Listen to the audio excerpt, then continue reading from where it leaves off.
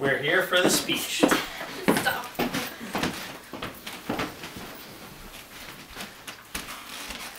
Let me go. So, I'm here to talk to you about yoga. What is in the past should stay in the past. It doesn't apply with yoga.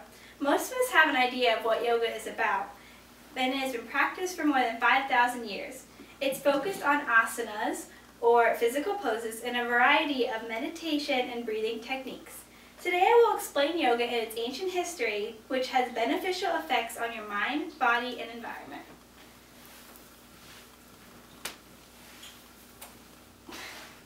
Okay, so yoga is an extremely ancient practice which dates back far before any written record. Over 11 million Americans practice it, and Western yoga focuses on learning poses, breathing, and meditation. The earliest proof of yoga was seen on a stone from around 3000 BC, but scholars believe that yoga has been around long before this. The beginnings of yoga start with shamanism. Yoga and shamanism have many similar characteristics. They both aim to improve human condition. Shamanism goal was to heal community members, and the practitioners act as religious mediators. So the Vedic period included the Vedas, which is a sacred scripture of Brahmanism. And Brahmanism is the basis for modern Hinduism. And the Vedic yoga is the oldest known yoga. So Vedic yoga has rituals and ceremonies that both strive to surpass the limitations of the mind. Pre-classical yoga starts with the Upanishads, which is 200 scriptures that focus on 3 subjects: ultimate reality, transcendental self, and the relationship between the two. Yoga also has many similarities to Buddhism. 6th century BC, Buddha started teaching Buddhism. And in Buddhism, there is an importance of meditation and physical postures. In 500 BC, the Lord's Song was created, and it is the earliest known yoga scripture.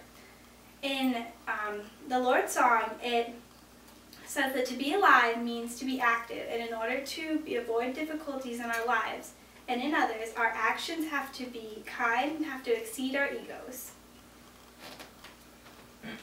In the classical period, Yoga Sutra was the main attraction. In Yoga Sutra, each individual is composed of matter and spirit, and their practice is 2 separate entities. Post-classical period is the current yoga period that we're in, and it focuses on the present, and it teaches one to accept and live in the moment.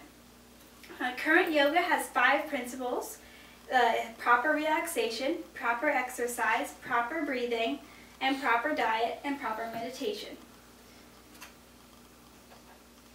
So yoga's history shaped modern yoga into what it is today. There are tons of types of yoga, and I can't explain them all today, but I'll explain a few of them. Vinyasa is a type that coordinates breath and movement. It's very physical and active. Restorative, which is this one, all the blankets. That uses blocks, blankets, and bolsters. It's relaxing, and you hold your poses for a very long amount of time. Power yoga includes stretching, strength training, and meditative breathing. It's very sweat producing and muscle building. It's also an extremely intense aerobic workout. Integral yoga is a traditional type of yoga that deals with postures, breathing, and exercises. And exercise is a selfless service, meditation, chanting, prayer, and self-inquiry. Hatha yoga is one of the more common types of yoga. It's very easy to learn, and it's one of the more popular ones in the United States. It incorporates postures, breathing, and meditation, and is very easy to self-practice because you can get it on TV and online. Bikram yoga is a comprehensive workout, and it uses heat to detoxify. It's also known as Hatha yoga, and that's also becoming a very prominent yoga in the United States. All yoga works by aligning chakras in the body, and there's 7 chakras, which are energy centers. They're called chis, that align down your body, right in the middle. And each are associated with a particular function of the body, and each one also is associated with specific life issues, and how you handle them has to do with the chakras. And your chakras can become imbalanced, and every yoga pose is actually meant to rebalance your chakras, at least one. So the root chakra is the bottom one, and it's called the Muladhara. It's the base of the spine. It has to do with your survival needs, your groundedness, and the basic care of the body. And the body parts that are associated with this are your legs and feet. So any exercise that has to do with legs and feet is aimed to balance your root chakra. Your hip chakra, which is the Savadhisthana, has to do with your emotional and sensual movement in life, kind of go with the flow attitude. And the body parts that have to do with that is the hips and the lower back, and it is located at your pelvis. The navel chakra is the Manipura, and it is at your navel, and it has to do with self-esteem, digestion, and metabolism. And any exercise that works out your abs is a navel chakra exercise. Your heart chakra is the Anahata, and it's the center of the chakra system. It's obviously located right at the heart. And the parts of the body that you can exercise it is the upper chest and the upper back. It's the balancing point, which integrates the world of matter with the world of spirit. And it's said that the chakras below the heart are matter chakras, and the one above the heart are all spirit chakras, so it's the connecting piece. Your throat chakra is the Visuddha. Then the parts of the body that are associated with it are the neck, throat, jaw, and mouth. It has to do with inner truth, personal way to convey your voice in the outside world. And how teachers of yoga exercise this chakra is by singing and chanting like Om. Your third eye chakra is the Ajna, and it's a command center of the body, and it's just above your physical eyes. It has to do with telepathy, intuition, dreaming, imagination, and visualization. And your crown chakra is a Sahasrara, and it's at the crown of the head, and it's the crown of the chakra system. It's your highest state of enlightenment and facilitates our spiritual development. And teachers use inversions to kind of rebalance your crown chakra, and an inversion is anything where your feet are above your heart. So the beneficial yoga lifestyle can be incorporated in every part of your life. Yoga is efficient. It can work all parts of your body, and there's no weights needed for lots of poses. You're holding up all your body weight, and everything engages your core. There's no injuries if done properly, and if done properly by safely stretching your muscles.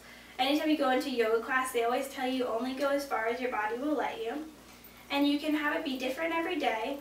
You can choose different styles or different poses.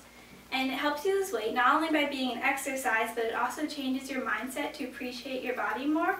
And with this mindset, you want to keep it healthy, you want to feed it healthy things. It's no cost, and you can do it anywhere. You don't need a teacher, you don't need certain clothes, you don't even need a mat. You can do any clothes that are comfortable.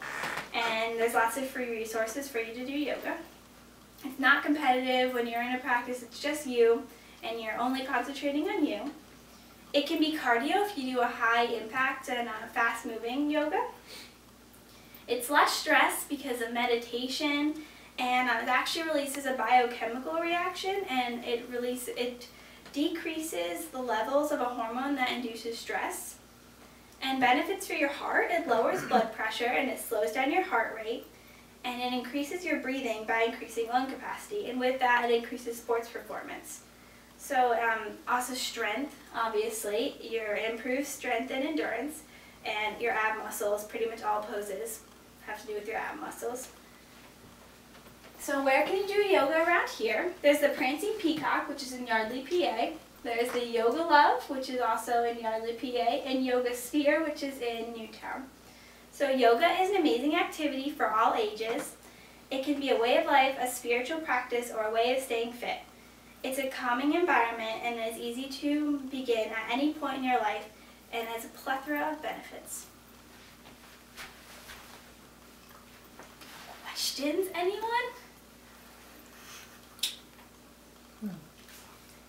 How often have you done yoga? Well, I'm in yoga club at school, So I do it about once a week. Yes. If I was going to start off with yoga, what would be one of the best? There's so many different types of yoga. What type of yoga would I do? Probably hatha, because it's very wide ranging. Usually teachers show like different steps of it. Like you can start off with step 1 and they're like, okay, if you're uncomfortable with this, they'll show a second step, but if you're not comfortable with the second step, you can just stay at the first step. And it's not fast paced, it's very in the middle. What if you're not flexible? You don't need to be flexible. Okay, the whole thing about yoga is becoming more flexible. Like, you don't need to be, I'm not very flexible. Yeah, you gain more flexibility. You only go as far as you can go until you get more flexible.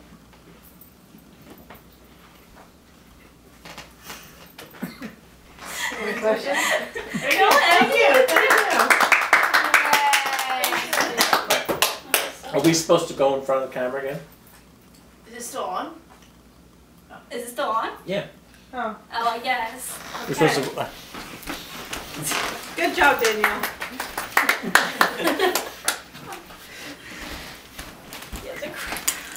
hopefully you can hear you.